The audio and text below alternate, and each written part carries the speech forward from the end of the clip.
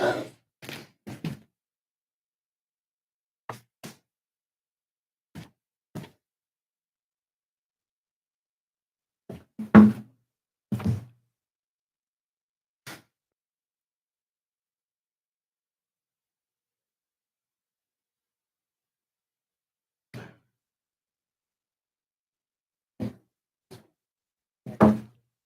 running.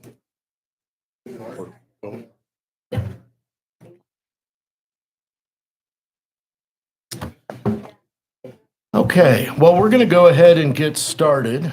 We'll have some other council members joining us soon. I'm going to read a sort of a prepared statement before we get started. This forum is another opportunity for individuals and organizations to share their ARPA funding ideas with City Council. No decisions to direct ARPA funds will be made at this meeting, nor any decisions by council members on the merits of any specific proposals. The purpose of this meeting is for council to generate a list of citizen proposals and gather any accompanying facts to be reviewed later. Groups presenting are asked to select one spokesperson, if possible, to keep presentations under 7 minutes, and once an item has been introduced, it is on the list. So rest assured, any topic that comes up is on the list. Written ideas or proposals for ARPA funding may also be sent to councilclerk@bgohio.org and will be accepted prior to the end of the business day on May 31st of this year. So anyone that has additional information they would like to provide to us, that is the email address that will get it to us. We have asked that proposals, whether in person or submitted via email, should include the following: a description of the proposal or idea, an explanation of how it will benefit the citizens of Bowling Green, what investment will be required either in time or money, if the proposal or idea will require any ongoing cost or maintenance beyond an initial investment. And with that being said, we are ready to begin, unless any of you, this is a council of the whole meeting, not an official council meeting, but does anyone else have anything they'd like to add before we get started? Okay. Kay, who is first on our list? First person on the list is Tony Vetter. Okay.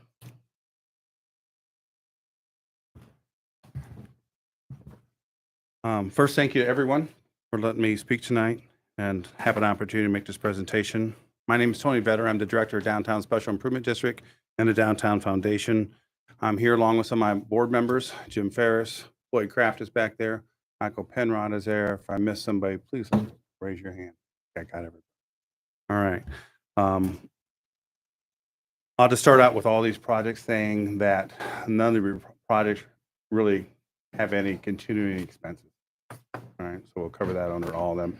A couple of light bulbs here and there, but really, other than that, no, nothing to be that we have to budget for. We actually have 4 projects. I'm going to do this within 5 minutes. We're currently working on, but our need of funding to be completed is why we're here. These are all projects that we've already started working on. We have some funding already in place, but we need funding to finish the projects. You all have the packets in front of you if you just want to follow along. They're in no particular order. They all support more foot traffic for our downtown businesses and creating an inviting atmosphere for our community.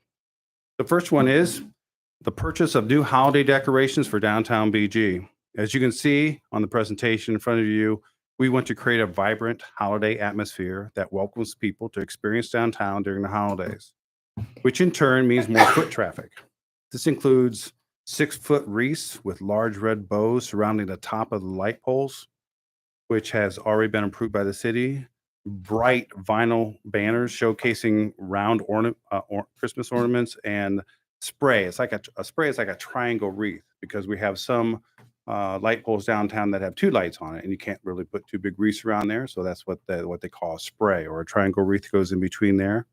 And then these will be displayed on North Main and on Wooster Street.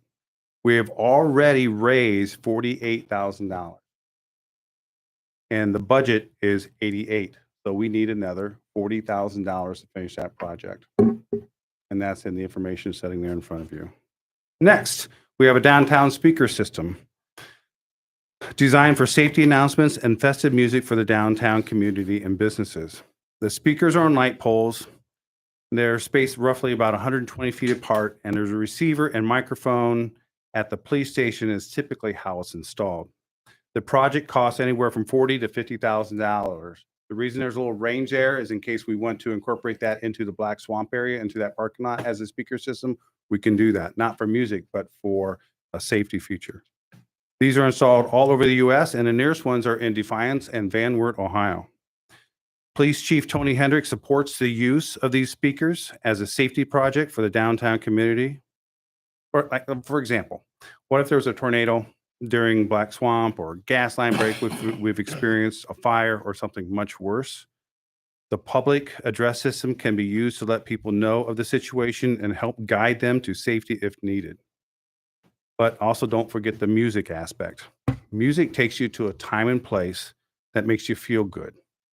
Let's provide that to our community and businesses downtown. Again, it's all about more foot traffic. Third, alley revitalization project. So we have these alleys that connect the parking lots to downtown. Imagine the alleys, which we now call gateway points, like Dogleg Alley, next to Finders and Amish Deli, and between Juniper and Beckett's, to give you an idea of where some of these alleys are, created as living, picturesque destinations in the images before you.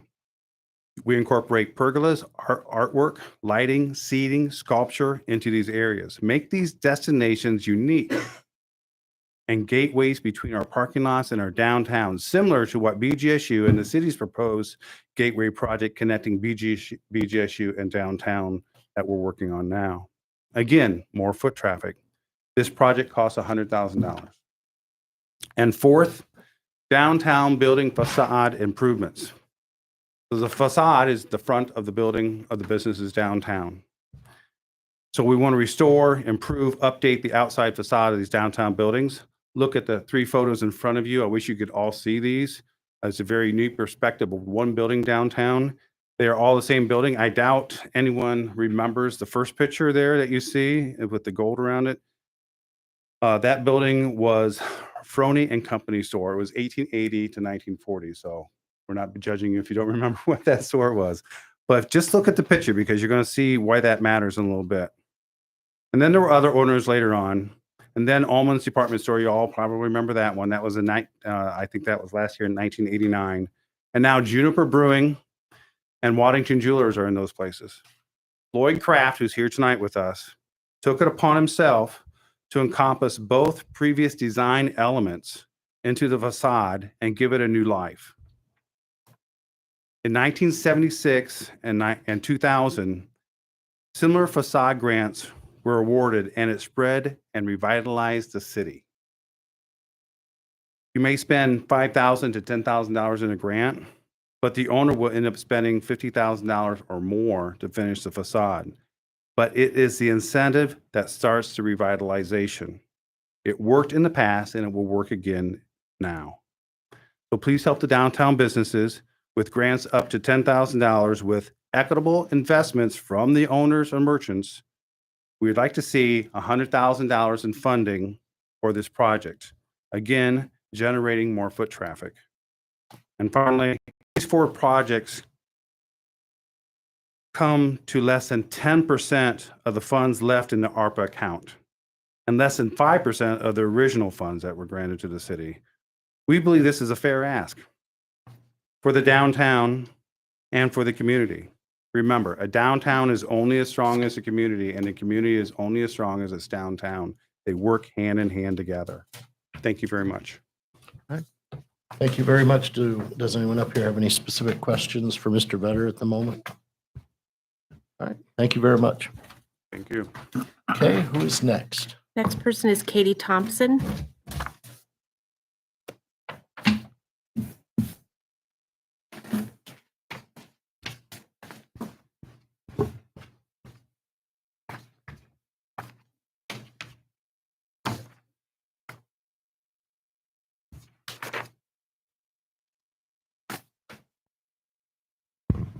to move that way down here. Tony's a lot taller than me.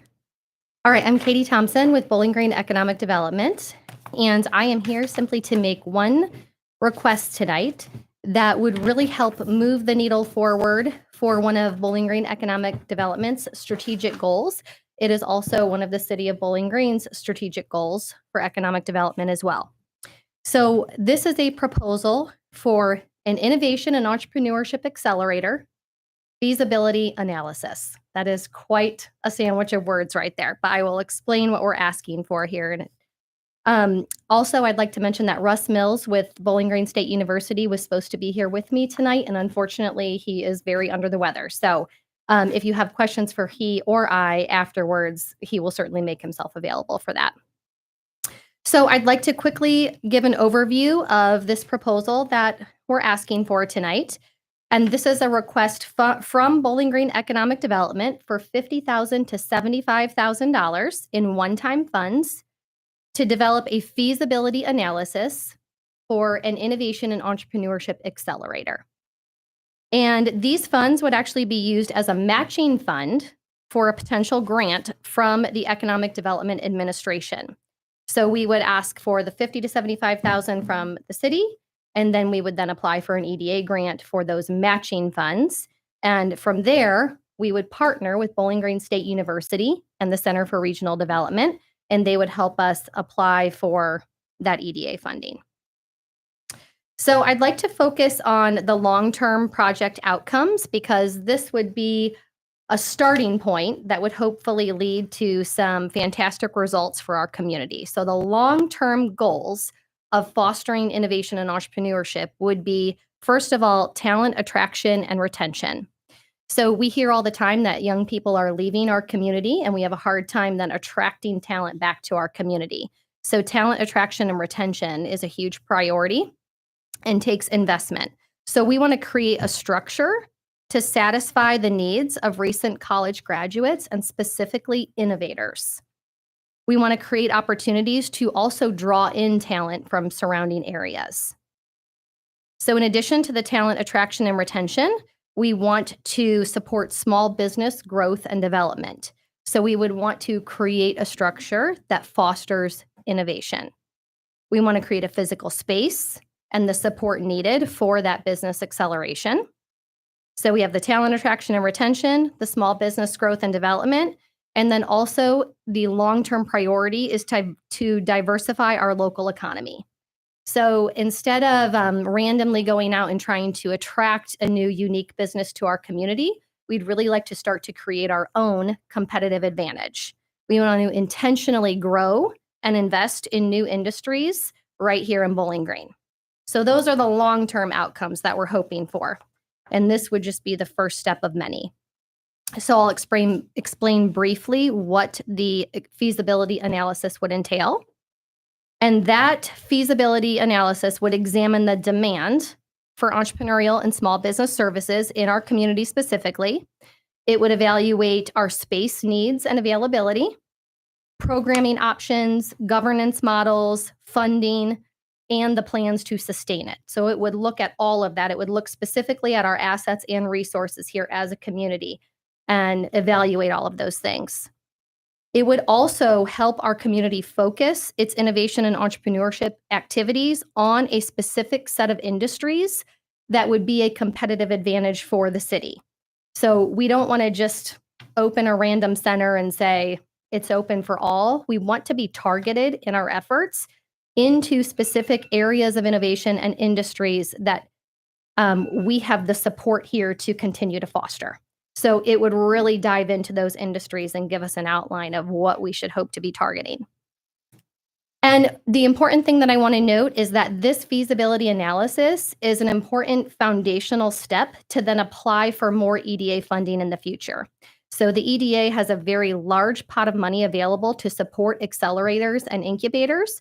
But in order to be able to apply for that funding, the very first line item, you have to submit a feasibility analysis. So this is step one to get more funding in the future.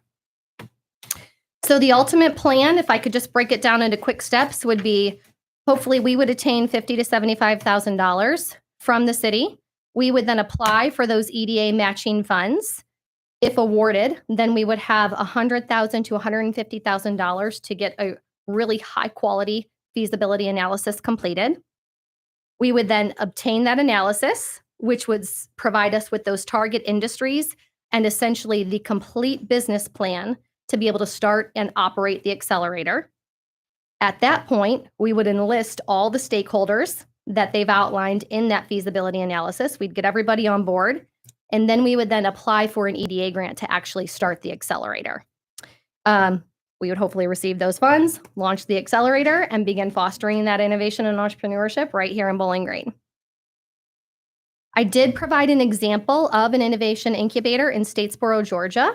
Russ had planned to talk a little bit more in detail about that tonight because he's a lot more familiar than I am, but it is a partnership between the city of Statesboro and Georgia Southern University, along with several other entities, and they were awarded $2 million from the EDA to get that center off the ground. Again, they would have had to have a feasibility analysis first. So I can provide more information on that via email as well.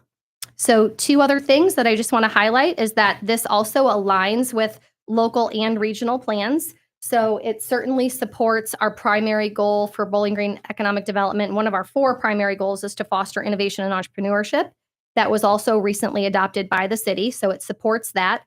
There are several other regional plans that I won't go into as well that call for this type of activity. So we could become the hub regionally for that, which I think would be great for Bowling Green. And then my last comment is that we did review the mayor's ARPA funding guidance before making this request. We wanted to make sure that what we were asking for aligned with the guidelines that he had established. We do believe that it fit within those guidelines, so we felt comfortable bringing this to council tonight. So ultimately, we feel that this outcome would provide community-wide benefits. It would assist the city of Bowling Green in attracting and retaining young talent, as well as providing vital infrastructure to diversify our local economy. Okay. That's it. Thank Does you. anyone have any specific questions for Katie? All right, thank you very much. Thanks. Okay, what do we have next? Michael Penrod.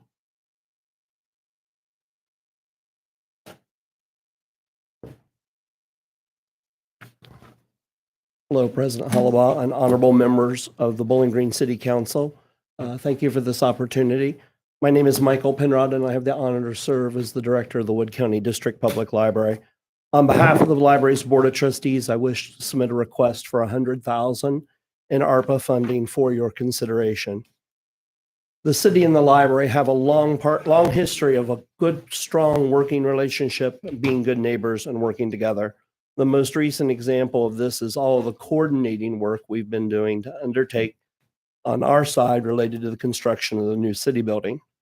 The library has committed to making changes to its building and site that will benefit all, including relocating our drive-up book drop, blending our adjacent parking lots to improve public safety, and in ceding property to the city for use as a green space.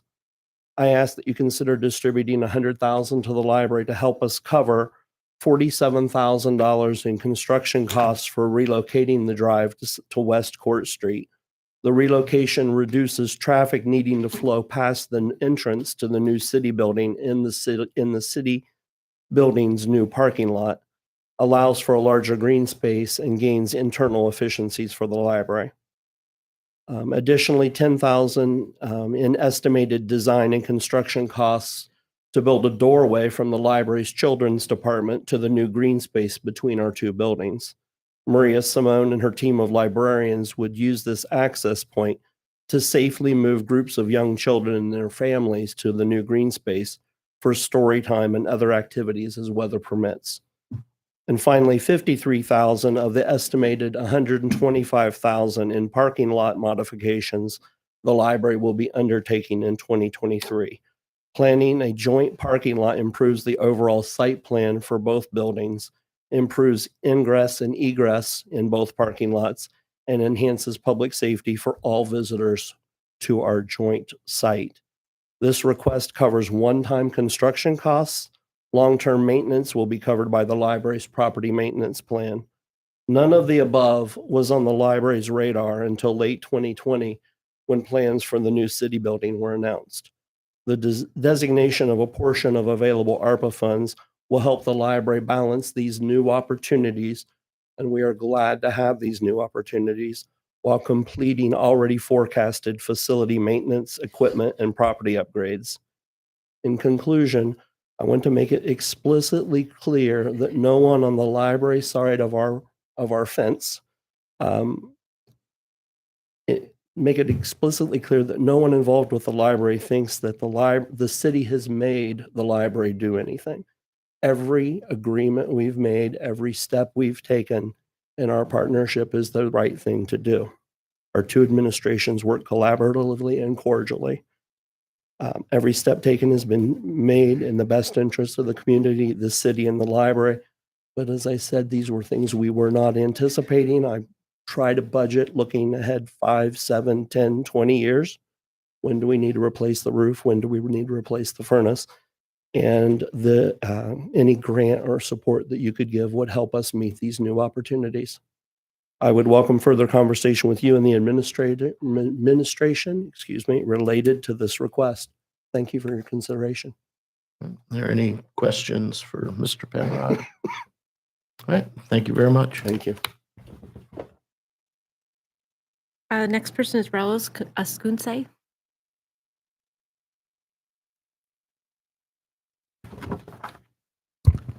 Pretty good job on pronouncing that last name. I'm Rolls Scoonsey, and I live at 517 Flanders, which we affectionately call the Flanderosa. Normally, my wife is a spokesperson for the BG Dog Park Committee, but she's involved in organizing another event tonight, which I'm required to attend right after I'm done presenting here. She thought that since I have probably the most whiskers on the committee and I love belly rubs, that I would be the logical person to do this presentation tonight.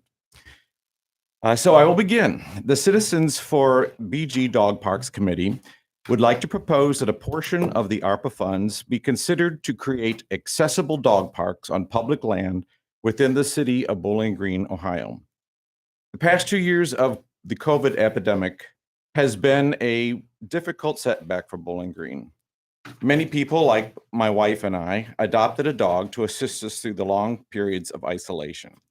These animals, as any dog owner will tell you, are family members. We want recreational opportunities for them to learn to grow and socialize with people and other dogs and become good citizens of Bowling Green. The American Rescue Plan Act was established to help cities like ours return to normal by providing funds for projects that will provide jobs and improve our quality of life. Dog parks do just that. We acknowledge that there has been some hesitance to embrace this idea in the past. That is understandable since there are many factors to consider. However, Bowling Green has never been a what-if city. We have become the amazing town we are because we do not fear the what-ifs. Our city government listens to its citizens, analyzes data, and works to provide the needs of its residents. This was clearly evident by the decision of the City Council last week to amend the 5-year City Master Plan for city parks to include the consideration of opportunities to repurpose public land for off-leash dog parks and to work with citizens to establish walkable dog parks within the city. If we were a what-if city, nothing would ever happen. We would never grow. What if we build a skate park and this happens? What if we create an aquatic center and that happens? Or what if we have a community center and no one comes? Or what if we approve a baseball park, a disc golf course, an inline skate rink, a pickleball court, and someone gets hurt? Bowling Green is able to see beyond the what-ifs and to create a safe community that its residents love and are proud of. In our Mayor's State of the City address, he perfectly expresses, "So I challenge you, do not fear change. We can be smart in how we approach it. We can be measured in how we implement it, but we should not fear change. The state of Bowling Green is strong and we have great opportunity in front of us. Like those that came before us, we must not be afraid to explore new and innovative improvements. Let us embrace the numerous opportunities available to us, partner together, and set realistic goals to continue moving Bowling Green forward. And that statement by our mayor is a perfect defense for creating a dog parks in Bowling Green. The Citizens Committee for BG Dog Parks would like to request the City Council allocate up to $200,000 of ARPA funding to build well-appointed, accessible, walkable dog parks within the city proper. Dog parks are an excellent way to bring people from all parts of the city together, from all walks of life together, whose only commonality is their dog. It's a great way for people and dogs to build a stronger community. Sure, there are definitely what-ifs in providing dog parks for our city, but as has been exhibited by our city government in the past, the what-ifs can be overcome. Granting ARPA funds for dog parks in Bowling Green would be a great way to create desirable facilities that will attract current residents, prospective residents, college students, and tourists as well. We can continue to help move our city forward by using ARPA funds to build well-appointed, accessible, walkable dog park facilities. On behalf of the Citizens for BG Dog Parks Committee, we thank you for your consideration. Okay. Does anyone have any specific questions? All right, thank you very much. Okay, what's next? Bob Kreinkamp.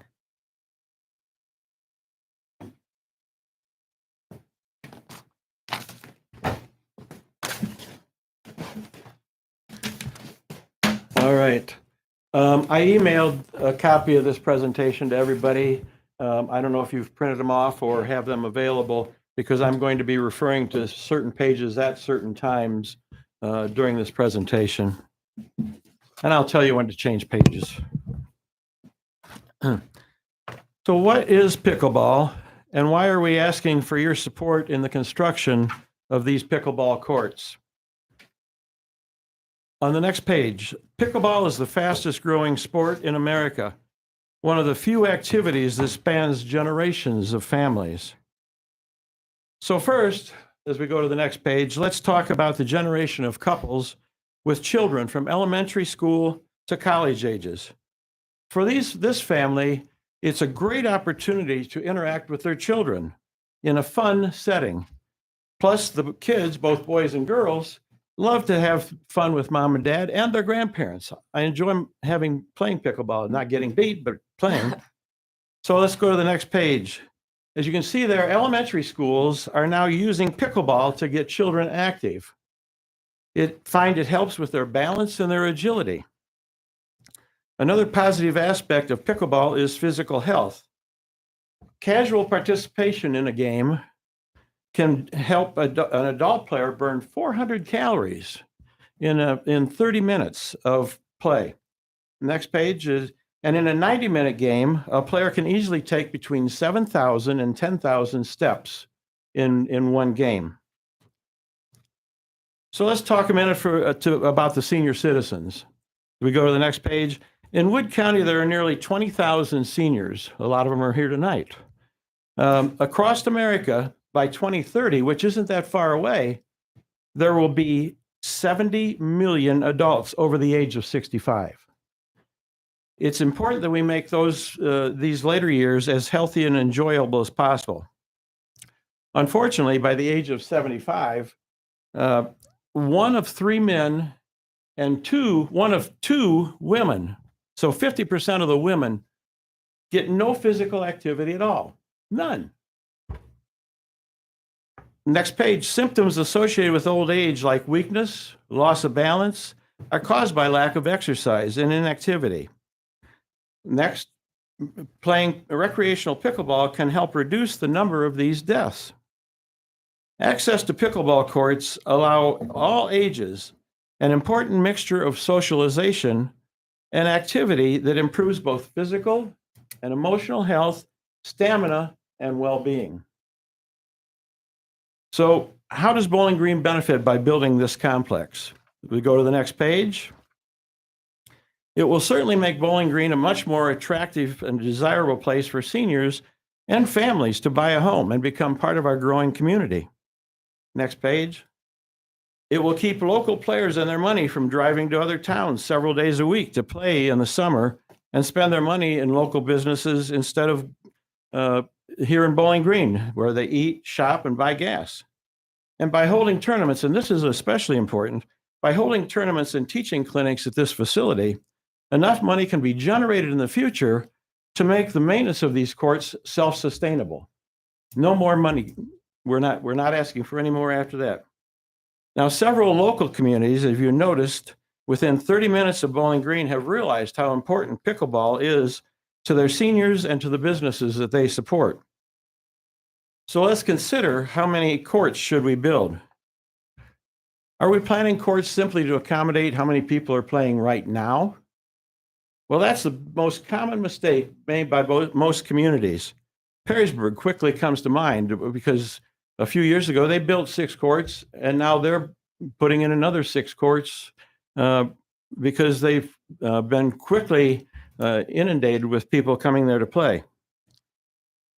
We need to look ahead now. We need to plan now for the future. Otherwise, we'll have a logjam of disgruntled players very soon, and the growth of the sport will stop.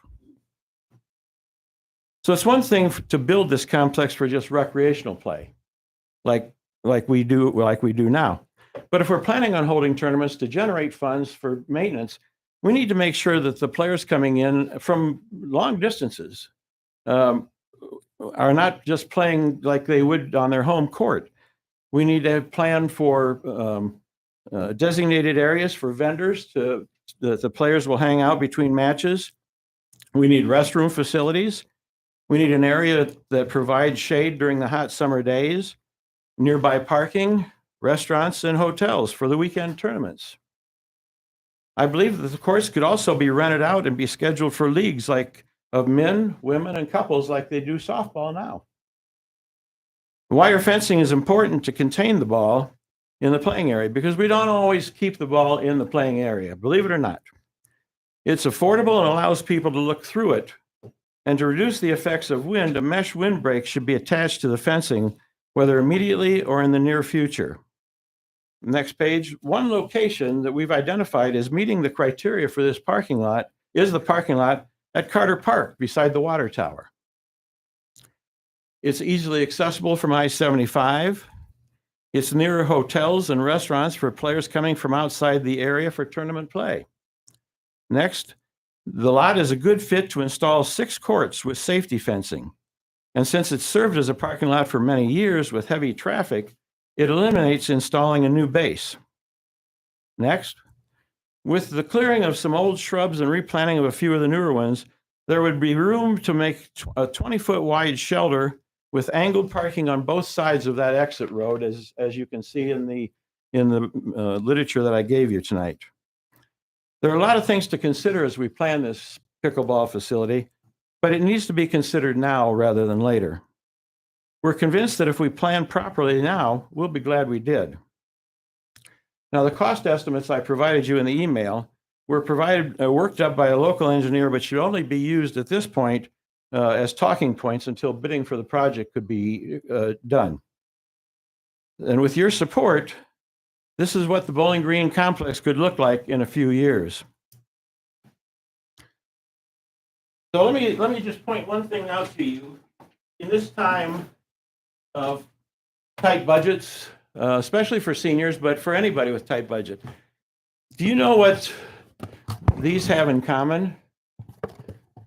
They both cost the same amount of money. I can play pickleball for a year with this. I can't even get on the golf course unless I have $500 worth of clubs and $50 for greens fees. People with tight budgets can afford pickleball.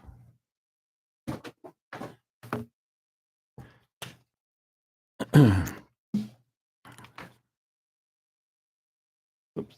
Okay, all right.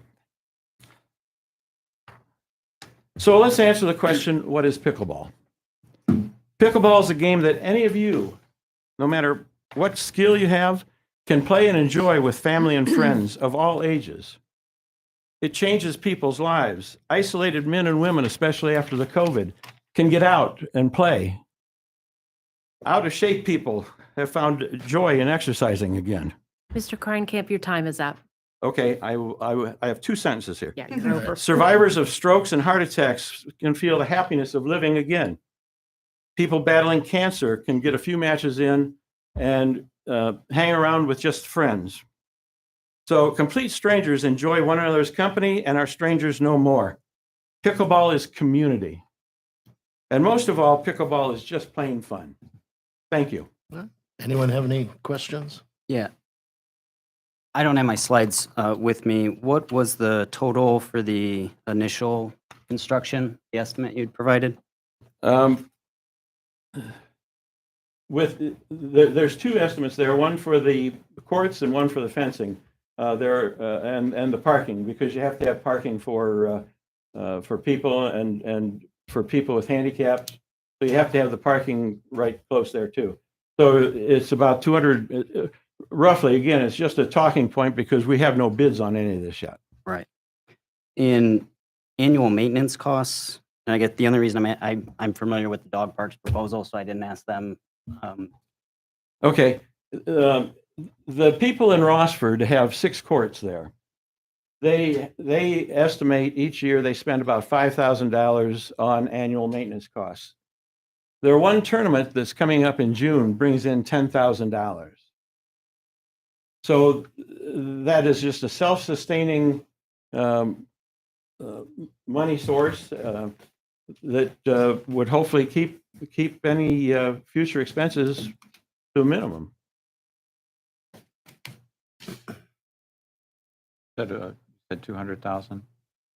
I'm sorry, what? Your estimate was around 200,000. I thought I added it up to be a higher amount. Well, it's about 200,000 for the courts and 200,000 for the parking and the fencing and everything like that. Okay. So it comes to roughly around 400,000, but it's all detailed in that. Right. Yeah, I looked through that. Any other questions? All right, thank you very much. Thank you. Okay, who's next? The next person is Kevin Valmer.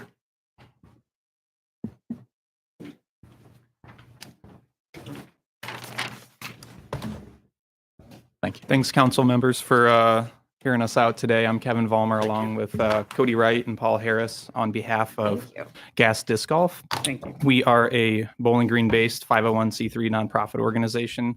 We look to promote disc golf with a community focus. We've been around since May of last year, so just completed our first year in existence.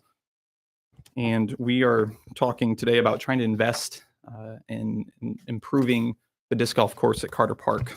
So why disc golf? Well, there's 5 main points here. Disc golf is affordable and accessible. It promotes health and well-being. It serves more of the community. It stimulates the local economy, and it repurposes neglected and unused space. So affordability and accessibility are huge. Disc golf is free to play at 90% of the courses in the United States, Carter Park being one of them. It only requires 1 disc to play. If you ever approach any of us in our group, we'll give you one for free, but if you got to buy one, it's like $10 and you only need 1 disc. The sport can be enjoyed by people of all ages, all skills, all abilities. It's a true lifetime sport that anybody can enjoy. Health and well-being. When you're out playing around at Carter Park, you're going to walk at least a mile, and you're going to be outside on average of at least 1.5 hours for each round. Serving more of the community, disc golf requires less investment and less maintenance than many other recreational sports and has a much higher capacity for those sports. For example, if you're playing basketball, you fit 10 people on a court at most. Disc golf with 18 holes like we have here, you can fit 72 plus people on the course at any one time.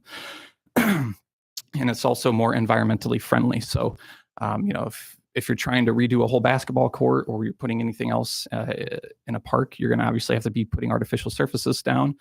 Disc golf, the beauty is you're playing on what's already available to you.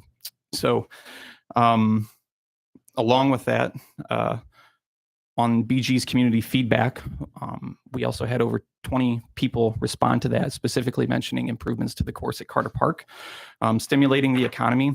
I won't go through it, but on the slides, it's also in the email. If you click those hyperlinks, you'll see some articles from other areas around the nation that have seen direct economic impact of anywhere between 11,000 to 2-3 million from the tournaments that they host. 2-3 million is what you'll see on a pro tour. And yes, there's a pro tour. You make a lot of money doing it. But at the small level, there was a recent town that put in a 9-hole course of about 1,500 people in the town. Just in the first year, they saw $11,000 come in from direct economic impact. And as I said, with repurposing of neglected and unused spaces, I think that kind of can speak for itself. You're going to go in areas of the park that most people wouldn't. So what we want to do is first put in new championship level baskets. The baskets that are there were installed originally with the disc golf course in 1995 and haven't been touched since. And they're looking pretty bad on some of them. They still get the job done, but they're not really up to par with the way that the sport's played today. And by putting in new baskets, not only is it going to give it a nice facelift, be more visually appealing, but it's going to be better for the players using the course. We want to revise and improve the layout from what it currently is now. It'd be more playable and it'd be more safe for the players that are out there. GAS has experience doing this. We're actually installing a course in Grand Rapids, Ohio right now. And by doing a revamp of the layout, a slight one, we would need new course signage.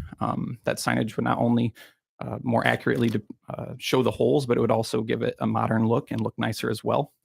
We're going to need new tee pads, not for the entire course, but for at least one of the holes that we're looking to put in, and maybe replacing or adding long tees on a few other holes, as well as putting in new trees, greenery, and natural obstacles. Once again, not only does it look better, but it's a fun challenge. Along with this as well, we want to put in benches and maybe a few extra trash cans. The benches obviously can be used by anybody at the park and anybody that might want to use it during their round.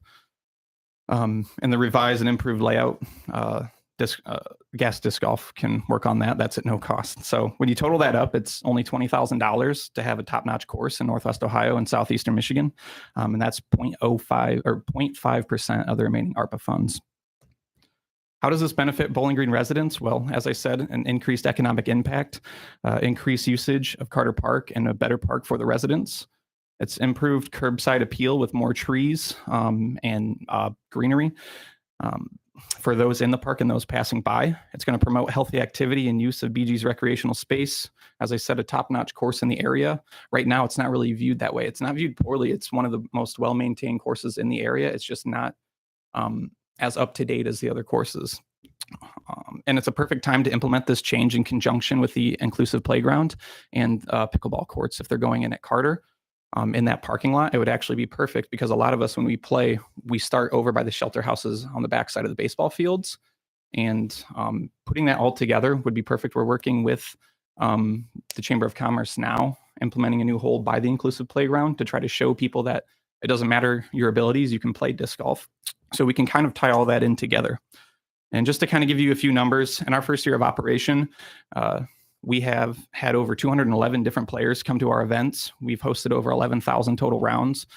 And we've done that over 28 weeks. We're having 40 people a week come out and play our events. And we just hosted our first sanctioned tournament in Bowling Green last month. And we had 84 people come out for that tournament that traveled an average of 52 miles. That in our first tournament ever, it's the largest one ever hosted by Carter Park's disc golf course, and it was over 50% larger than any other tournament ever hosted there. We worked with Juniper, and we also raised $500 for BGSU's disc golf club team, which is a nationally ranked team, and we can continue to support their growth with a better course. Looking at more stats, the growth of disc golf, excuse me. Just in 2018, 2019 full calendar years, the top app for disc golf, UDisc, only about 38 rounds were scored on there per month at Carter. And just in the last 2 full calendar years, that's grown 590%. And now you're seeing 262 rounds a month being scored out there. And if you're looking at the trends this year, they're only continuing to outpace what they did the last 2 years. So it's a huge sport and it's growing massively. UDisc also found that only about 20% of rounds are scored on their app. And so if you do the math there, it comes out to over 15,000 rounds per year being hosted at Carter Park. And if you work with us with our track record and our ability to bring people to BG with a better course, we can continue to offer more leagues and more tournaments and do them at a bigger scale. So we want to be a great community resource and continue to build our relationships with the community and the businesses. Money-wise, there's going to be no investment required. Well, no money required after the initial investment of the $20,000. One of the beauties of disc golf is time-wise and maintenance-wise, the city and the parks don't have to do anything more than they're doing now.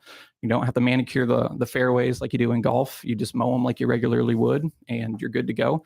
So there's going to be nothing that changes for the parks department. And Gas Disc Golf also is willing to work with the park department to fit these improvements into their regular schedule and work with them. We have over 50 active members and growing who are willing to volunteer. As I said, no additional maintenance going on for the parks and no additional costs to the city. This is a one-time thing.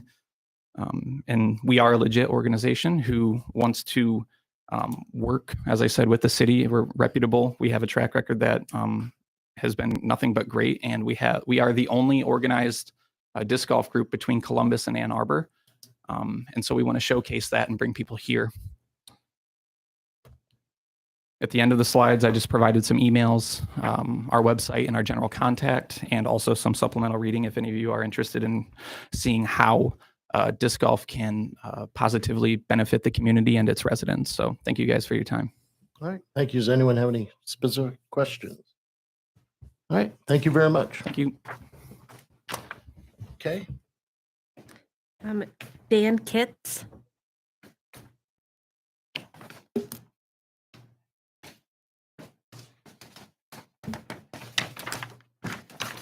Good evening. I'm Dan Kitts. I've been a resident here in Bowling Green since 1966, and I'm here to make a plea for use of some of the rescue money. As far as economic benefit to the city, I got nothing. Sorry. This is purely for the Westgate subdivision.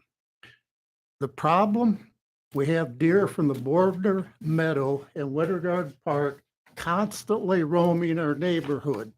They eat the flowers, trample the flower beds, eat the shrubs, and rub the bark off the young trees with their antlers. Okay.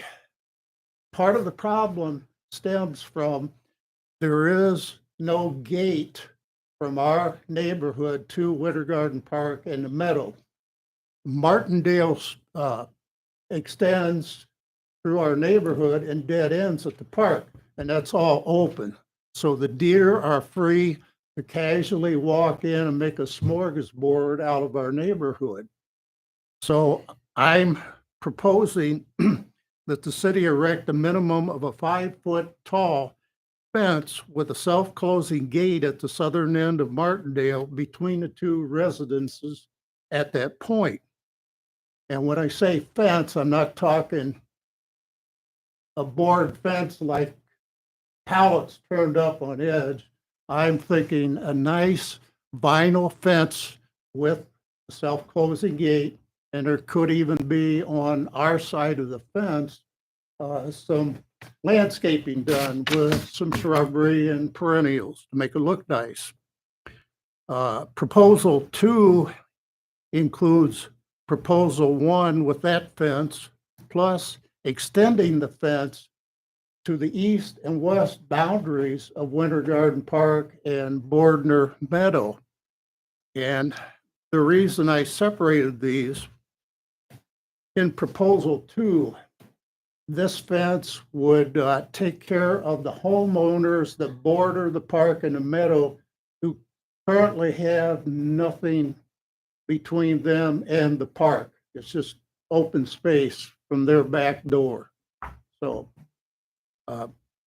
basically, that's my 2 cents worth here tonight. Okay. Does anyone have any questions? Yes, thank you.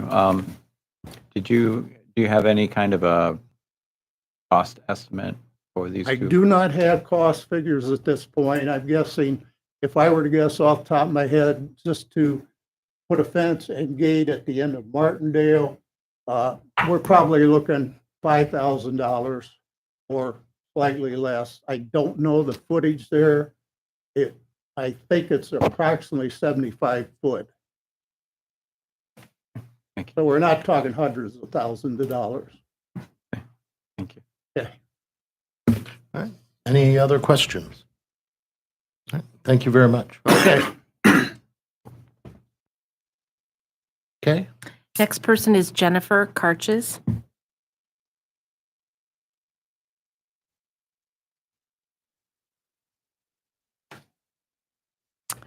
Good evening.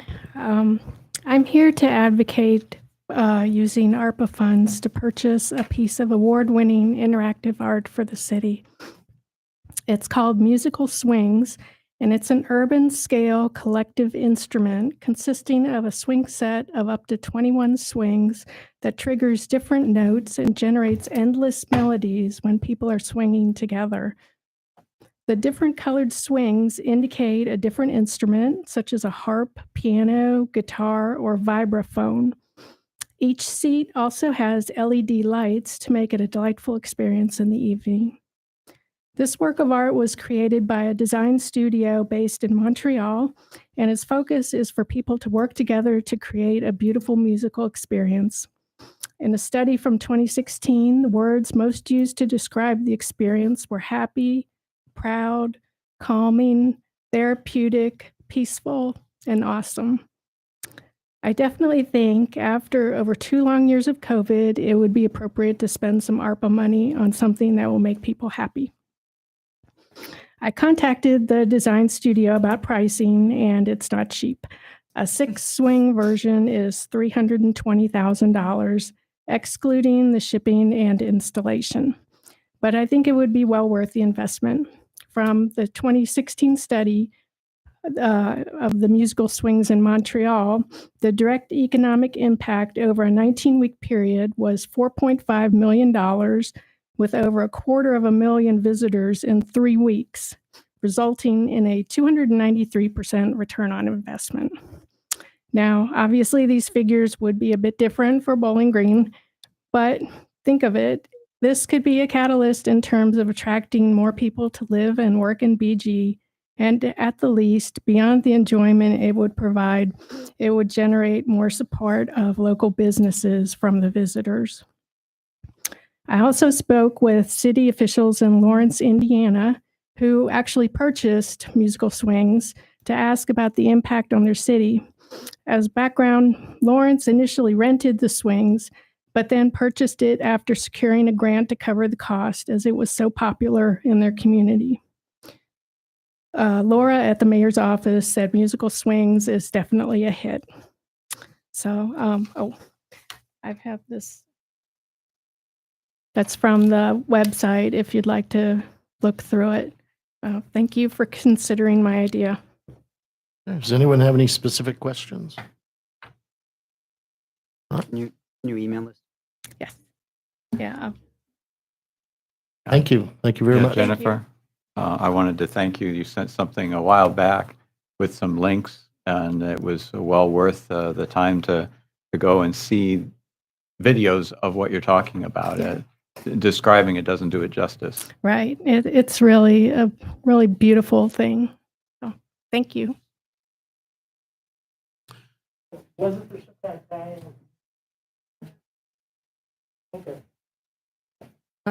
Okay.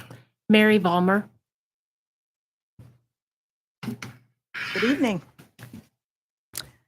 I have had the privilege of talking with a sample of the downtown business owners, the small businesses downtown, for the past 2 months. And I just randomly went down the street, and it was during daytime business hours because I go to bed earlier these days. But, and when I talked with them, I had a set of questions. I asked a sample of these 16 businesses. And believe me, I first want to just give kudos and applaud. These people are a gem to this city. I did not know there were so many hardworking people, good people, that actually they are so creative. They love the town. They want to improve it. They want to improve their businesses for the citizens. They know the citizens. I'm telling you, they know them by name a lot of times when they come in. And they also, believe it or not, they pay their employees before they'll ever pay themselves. And with the hours they put in, it blows my mind. They probably make less than minimum wage. I'm not kidding you. So I just had to give a little bit of plug because I tell you, it's wonderful stories you can get from each of these owners. That being said, we have some good, unique businesses downtown that have been open 10 years or less. And we don't want to lose this gem in our city because these are the businesses that have gone through the road closures and also the shutdowns from COVID, and they are still here. That is amazing. And they are ready to just push through and keep going. So with that in mind, we don't want to lose these gems. And we can have a two-pronged approach. We really, and I've heard from them, they really appreciate the parklets. They appreciate what the downtown people are trying to do with the, all the improvements downtown. Get that. But I also want to dispel the notion that they have gotten a lot of federal funds to help them through the COVID. Downtown businesses are unique because people might get the impression that they received a lot of help from the federal government. Let me tell you what actually happened. What actually happened is many of these businesses already lost 25% of their profits when the construction happened. And I understand it had to happen. You can't do anything about that, but they couldn't plan for it. So after they lost 25% of their profits, for 2 years, 6 months later, COVID hits. And then they have 25% loss again. So what happens is the initial small amount of PPP money for keeping employees, well, they got some of that, which may have lasted for 2 months or so, from what I hear these businesses telling me. But they didn't qualify for any other rounds of federal grants. Many of them did not qualify for very many at all because their losses from 2019 road construction were the same as the losses from COVID. So they didn't have additional losses, and they had to show additional losses. You know what I'm saying? So they were 25% loss all the way through. And by the way, I forgot to give you this. This is my background. It goes through all the stuff, but I won't go through. So I won't take all your time for that. So I've laid out the background here. And I just want to say, that being said, now we are going to a place where they're working to recover. And believe me, they will recover come hell or high water, they'll recover. They're determined. But it's going to be a long road because they have to catch up with ongoing expenses, such as maintenance of equipment and maintenance of shop interior. And now they have the challenge of newer expenses. For one, higher pay for employees, because they have to compete to keep their employees. Yes, if they hire more employees, there's more help out there, but there are good employees they want to keep. And in order to do that, they're paying more to compete with the larger stores or the chain stores, having to increase their pay. And that is giving a much greater expense for the shops. Also, inflation, 25% increase. And they told me this across the board. They didn't even talk to each other. They're all saying the same figures, which I know they have to be true. But for instance, a restaurant is telling me they're paying 50% more for beef. How can you plan for that? So decrease, this is the one I hadn't thought about, decreased hours of operation because of lack of employees. They could make more money, but they can't get the employees. So they had to decrease their hours of operation. Cost of reinventing a business post-pandemic. They have to do business differently. Some of these businesses had more on-site we're more on-site geared than, having things ordered online or delivering. Now we have the new cost of vehicle gas, packaging, and postage. So, that's something they're working through. They're getting very creative. And so what I want to mention to you, it's all here on this paper that I gave to you, and I'll have more in the back if anybody wants to pick them up. But because of this, I can't narrow it down to one thing they have to ask for because there's so many needs. I'm just asking you to trust the business owners who know their businesses best to know how to use that money most effectively. Some of them even are paying now, paying monthly back loans that are compounding daily from the federal government because they didn't qualify. And now they need to pay the loans to keep improving and keep their business running. So, they know how to use it, and they best know how to meet the desires of the citizens. They really do. They know their citizens. So what am I asking for? Okay, well, I'm asking for you to take a two-prong approach. I know we've had requests from the downtown building owners, which are good. And also, at the same time, I'm asking for a block of grant funds be made available for privately owned downtown BG businesses that had signed business space rent contracts and purchased merchandise inventory before the occurrence of the pandemic shutdowns in 2020. And in addition to that, owners that have purchased or opened their business in their current downtown location 15 years or less previous to 2020 and have monthly rent expense for their business space shall be given priority when applying for these grants. Mrs. Valmer, your Yes. time is up. Okay, sorry. I'll just finish with this. Okay, a one-time investment that I'm asking for is $415,700. I was very specific because I calculated what everybody asked, which is less than 77% of the total funds. And also, I have listed here how it benefits the citizens of the community. You know, it's a gathering place for the community. And so that's my request. If you have any questions, I'm glad to answer them. I will give you a copy of the proposal and it'll be the email next week. Thank you. Any specific questions? I guess I would just take the opportunity to say that this is the block of grant funding. So if there are any individual businesses, by all means, make sure they submit a written request. Absolutely. They've Looking at already- this list, there seem like some really good ideas here. So Okay, thank you very much. Thank you very much. Next person is Greg Robinette. I don't know that guy. All right, good evening. I am here not as a member of council, but to relay a request on behalf of a group of citizens who I met with recently and were unable to be here.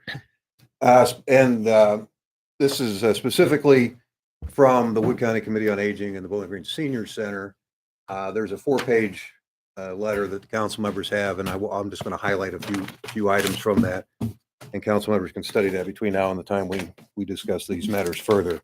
But the bottom line request is for $10,000 to equip or use to help equip a woodworking shop. The back story there is the Wood County Senior Center, as you all may know, has 2 stories. It has a basement that was never finished. It wasn't in the budget, apparently, when they built the facility originally a few years ago. And they're the Senior Center is working on funding to finish the basement out with the all the necessary HVAC and so forth. One of their goals for that space when it's finished is to install a woodworking shop. I'll highlight a couple of points from their letter. The project is to develop a woodworking shop with the goal of providing Wood County seniors with the space and resources to design, create, and build projects for personal and community needs. This craftsman program is expected to attract atypical users of the Wood County Committee on Aging Services, as well as veterans, and as well as many highly dynamic and independent older adults. Senior centers also found that many older adults in Wood County have furniture or items in their homes in need of repair, but are unable to manage the repairs on their own. The program will coordinate a group of senior craftsmen and volunteers to seek out and accommodate these participants. I think, as you all know, the property they're on was donated to them by the city. They service about 6,500 individuals 60 years and older every year.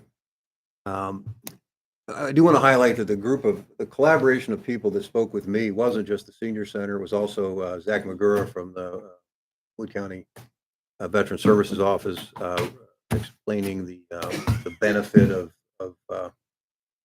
this woodworking as a possible rehabilitation and counseling type of activity. There was also a senior who's also a veteran, who's a craftsman, and was excited about the opportunity to teach. The group also pointed out the opportunities for multi-generational activities. While it's at the senior center, it certainly could and should attract non-senior members. For example, some of the instructors may be bringing in young people. You could have collaborations with the schools and so forth. So they're looking at this as a broad community opportunity event. They estimate the total cost to outfit a woodworking section of the finished basement at $50,000. The request to Bowling Green is $10,000, and then there's a list of the type of commercial woodworking equipment that would be purchased with those funds in the letter, and I'll let you study that on your own. So in any case, again, not from me. I'm relaying this on behalf of the Wood County Senior Center in conjunction with some members of the Veterans Committee. Thank you. All right. Any questions for Mr. Robinette? Thank you very much. Okay. The next person is Will, and I'm not sure what the last name is. Sorry. Earhart. Okay. That's okay.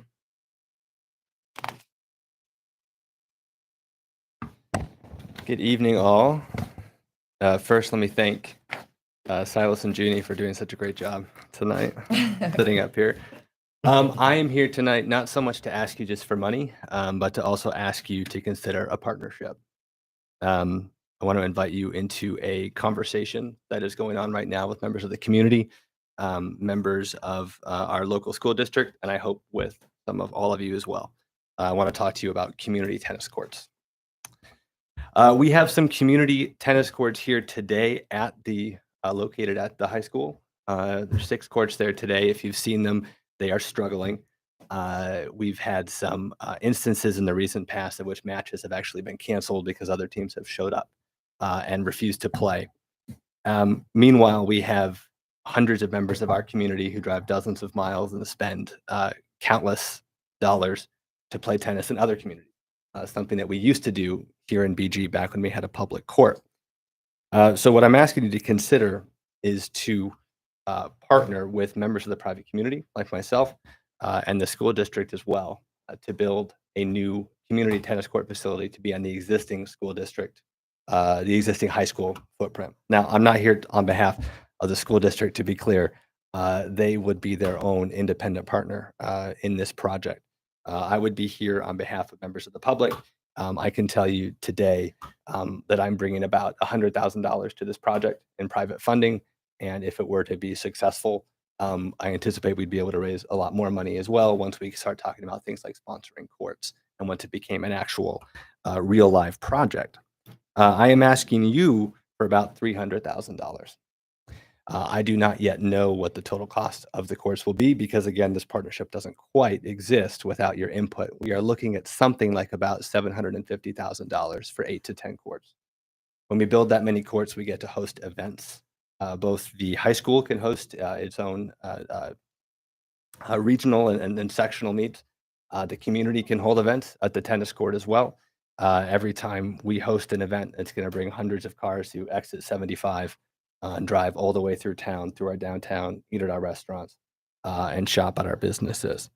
This is an opportunity, from my perspective, for for the city to double or triple the amount of money that you're going to spend on a particular project.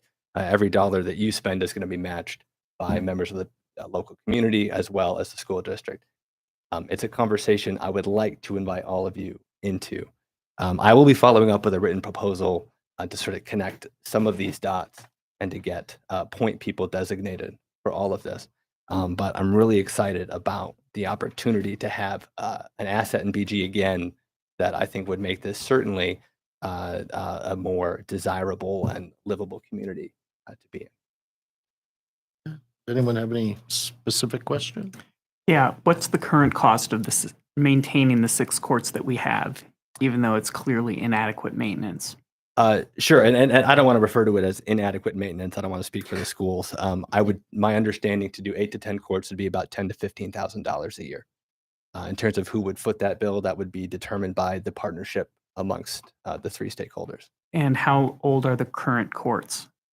It's a great question. I know that they're at least a decade old. I'm not sure the exact date that they were built. Again, that's because they're at the high school, so it's a high school asset. So how long would we expect the courts that we would be building to last? We would expect them to last much longer. Again, I wasn't around 10 years ago when these were built, but my understanding is that we would do it now in a slightly different location in a way that would make it be an asset that we wouldn't be investing this money to have it for a decade. We'd have it for 25 years or more. Thank you. All right. Any other questions? Yeah. How many courts did you say total you're proposing? So I would propose 8 to 10. You want to have at least 8 to be able to host those types of events. We've heard from other folks here today talking about pickleball and things like that. Once you start building momentum in this kind of project, I think you guys should think about going big. That would be my perspective, but certainly at least 8.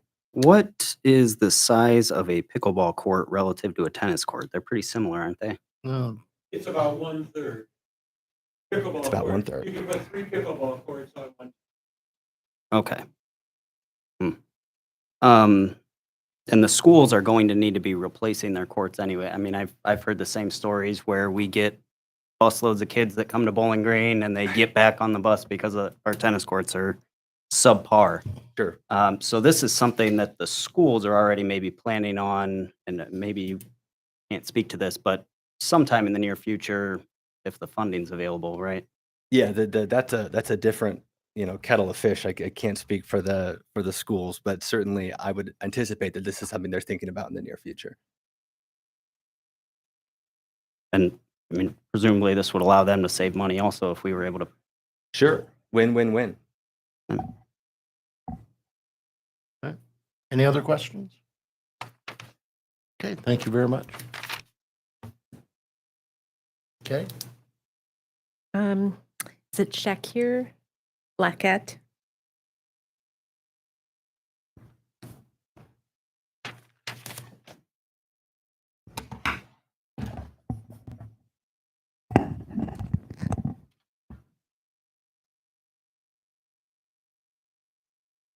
Good afternoon, everyone. My name is Shakir Blackett.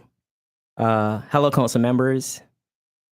Hello, everyone. I am a co-founder of Meridian Rentals LLC, and we are asking for $80,000 to $100,000 in ARPA funding to fund a micromobility project here in Bowling Green. So just a little bit about us. I graduated from Bowling Green last year, majoring in aviation engineering technology, and my co-founder, he majored in supply chain management. He was a business major. And as Miss Katie Thompson would have mentioned a little earlier in her own presentation, we're an example of entrepreneurship, looking for a helping hand with startup funding. Just a little bit about our background. We founded our company in February of 2020, right at the beginning of the COVID-19 pandemic. Talk about perfect timing. So our main goal is to provide affordable transportation and access to our micromobility network, improving productivity and accessibility for communities and students. A little bit about what micromobility is. Micromobility refers to a range of small, lightweight vehicles operating at speeds under 25 miles per hour. And we have an example here, right here in the corner, of what we are talking about. It's a $44.12 billion industry. It's located mainly in large cities, but our target market is developing mid-sized universities and cities. Just a little bit on the expenses. Approximately, we're looking for $117,638.50. This would include the hardware and programming for the scooters, the mobile application development, insurance, legal fees, accountants, staffing, helmets, and the scooters that would be needed for this initiative. So a little bit about the city, the benefits to the city. Tourists, students, and locals have easier access to the city and university. Stimulates attraction with small businesses in Bowling Green, and business owners are already establishing interest in this initiative. Less traffic congestion, encourages a new form of renewable energy transportation, and reduces pollution for Bowling Green. Adds a technological attraction to the city, as a new fun thing to do in the city. And as Mr. Vetter, Tony Vetter would have mentioned earlier, we are trying to get more foot traffic into the city and towards small businesses here in Bowling Green. And just a fun fact, in Athens, Ohio, 56% of scooter rides connected to local businesses. On average, over 6 months, an additional $921 was spent at local businesses per scooter. Some benefits for the students here at Bowling Green State University: navigating campus, helps with productivity and punctuality, convenience when parking in Lot 12, alternative methods of transportation on campus. It was mentioned in the Hall Council and the Resident Student Association, and that means that students have been fighting for this for years now. This is an initiative that students are looking at other cities and wondering, why don't we have scooters here? This is something that a lot of students and residents can use. Jobs and scholarships for students as well. Safety, lowers the risk when traveling alone, especially late at night. And for leisure, again, they're very fun to use. Safety and anti-theft policies. Speeds can be moderated as per the city's requirements through our mobile application by our administration. This means we can control the speed of the scooters as well. This is something not offered by many other companies. Our admin uses geofencing technology to determine geographical go, no-go areas for scooters. Customers are required to leave scooters safely out of the way and take a photo after each use. Admin can control the areas that the scooters operate and don't operate, and provide rewards to customers who comply. Consistent cleanup of scooters. We want to do hourly sweeps. Hours of operation estimated to be between 6 a.m. and 10 p.m. We want to shut them off at a certain time. Again, for safety reasons, safety is so important. Preventative maintenance, inspections, and hardware. We have a light vehicle education program. We've started to implement an education program via our social media pages to help educate persons about using micromobility topics such as shared active transportation programs, small vehicle safety, and small vehicle laws and regulations. Insurance and liability. Customers must waive liability before rental. Customers must agree to terms and conditions. However, we do have $2 million in general liability insurance, up to $1 million per claim. So thank you for listening to me today. I appreciate that, and help us to bring micromobility to Bowling Green, the community, and the students. Are there any questions?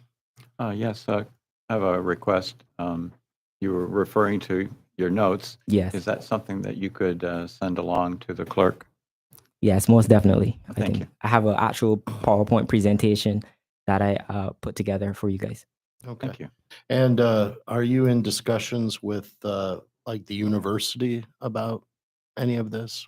It Yeah. seems like something that they would want to be a partner with. Yes, so the university is currently interested, and what they have done so far is they have updated their university policy to include electric scooters. However, the university's concern is that they want to make sure that they have a good communication with the city so that everything is regulated properly. I have a question. So it's correct that similar to pedal bikes, this is already regulated by the state of Ohio, correct? Yes, that is correct. Okay. Any other questions? All right. Thank you very much. Thank you. Did you have a question? You had your hand up. I was going to ask you to bring the unit up. Walk around the room. Here we Yeah, take a ride.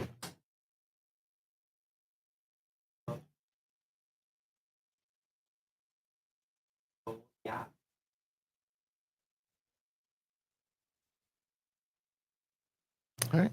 Kay, who do we have next? Kathy Mull.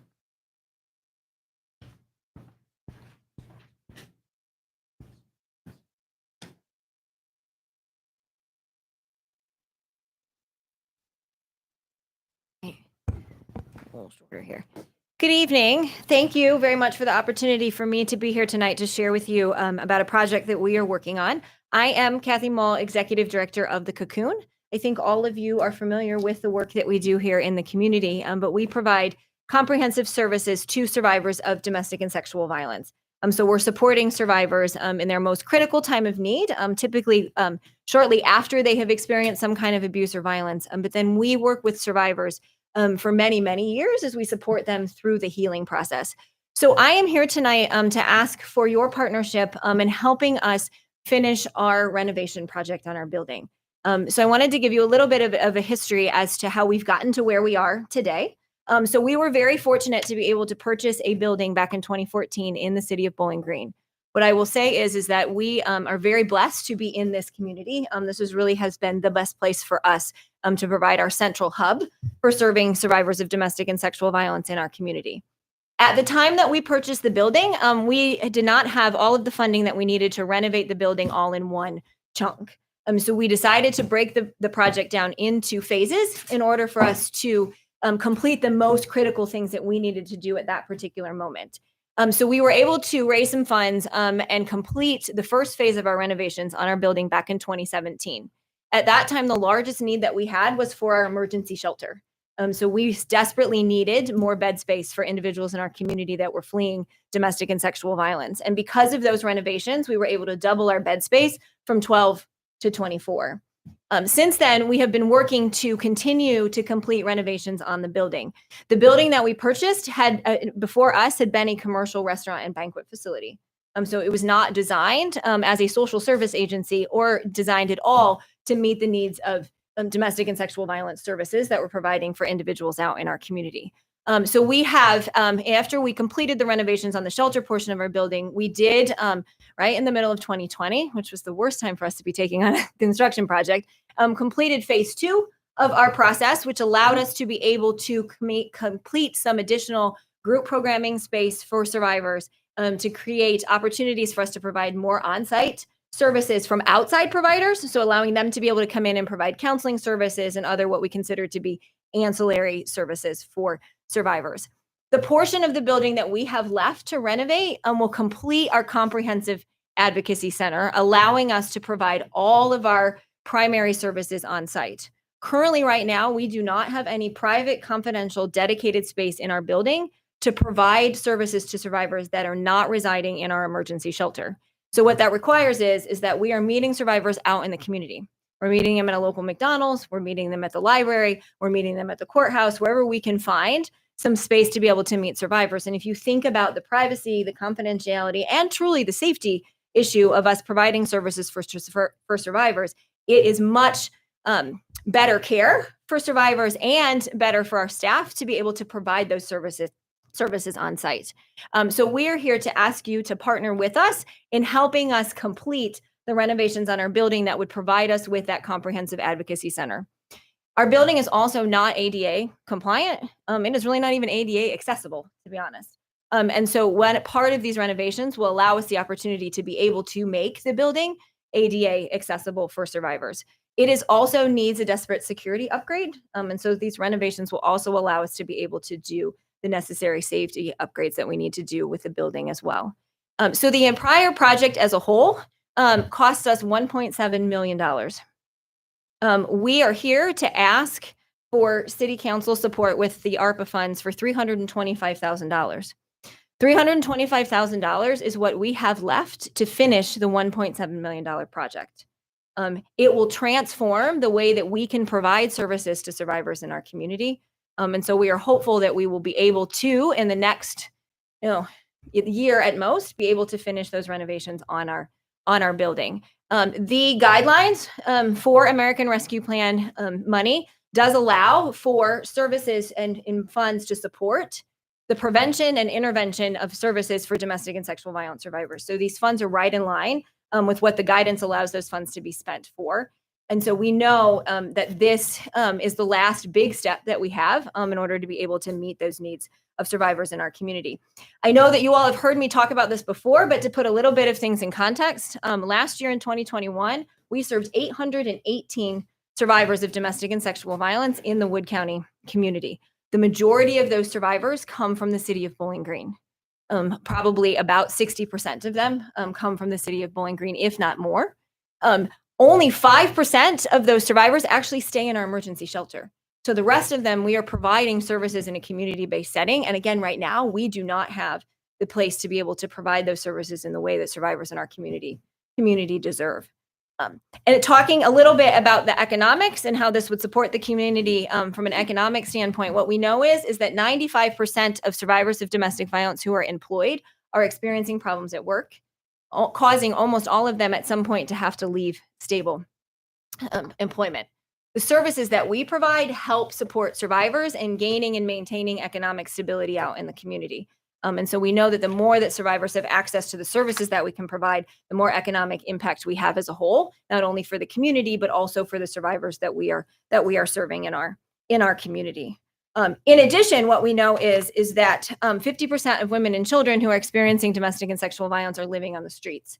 And so again, when you think about stability, not only from a housing perspective, but also from an economics perspective, the work that we do to support survivors in the community helps increase that economic stability for them. So what we know is that access to advocacy increases safety for survivors, it increases access to resources, it increases stable employment, it decreases homelessness, and it also reduces medical costs for survivors. And so we are hoping today to have you all partner with us so that we can complete the renovations on our comprehensive advocacy center. And I've said the other day, we are on 8 years now of trying to finish the building, and it would be a blessing for all of us if we could make that happen. I will provide some additional information to you all via email. I also welcome any of you who have not been out to our building. We would love to have you come out to our building and see our building. And so you can see not only the renovations that we've already done on the building, but also take a look at where the needs are in our facility in order to be able to finish the project. Okay. Does anyone have any questions? All right. Thank you very much. Thank you.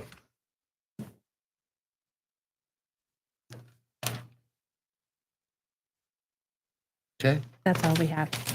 Okay. Is there anyone here that arrived late and did not sign up that has something? Okay. If not, is there anything anyone up here would like to say before I adjourn us? Mr. President, Mr. Harold. I've been doing a rough running tally of the amounts that have been requested without the use of a calculator. So that's my caveat. And it looks like, to round it, $2.5 million requested tonight. And of course, we had the survey, which had many requests as well. So it seemed, oh, and I want to add one. I got an email from a constituent that said, hey, can we do anything about the wind turbines? So I want to just add that in as a bonus item. So I would assume that what we need to do is study all of this. And do you have any guidance for us, Mr. President, on how you would like to proceed? Well, we're going to continue. And, you know, as Bill said, there are things that we've received that were not brought up during this meeting tonight. This was just one source of input that we're receiving. We'll continue to accept these things till the end of May. Once that window closes, we will begin the process of organizing all the information. And shortly thereafter, we will begin having meetings amongst ourselves where we will be discussing all these different things and making the hard choices. So that's what we have to look at going forward. And the two things. One, I'm sure you were going to get to it, but thank you all for all your time and research in trying to make the community better. It's evident that you have the passion and you've done the homework. And the meetings that Mark mentioned, since it involves all of us, it would be public meetings that will be, there may or may not be additional public input. That depends on the president, but there will be open meetings. And feel free to continue to send stuff to Kay to distribute if you think that would be helpful. Sorry, I just want to make sure. And until the end of the month, Yeah, but the when Kay will be retiring. but the council clerk email address will always be Right. active, so. Yes, yes. Thank you all for being here this evening and for sharing your passion and your vision with us. And we'll see you later.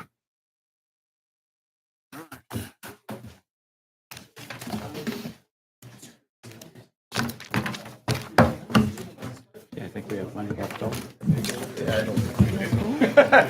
You're welcome. Those costs have gone up since the meeting. You want to take a picture of it? Yeah. Why don't you take a picture? That's a great idea. Yeah, okay. Want you-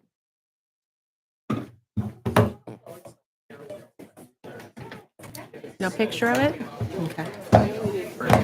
Okay. We're facing Judge Coleman means that you are bona fide. Yeah, yep, I am. So they didn't convict? Not yet, no. You'll email it? Okay. As far as I Because, know, yeah, I it's still- would like it's to been have about a one week now, with and the meeting It's records. still in the code. That's where they want to go. Okay. John Calderella. Mhm. He's sort of. Well, I guess I found out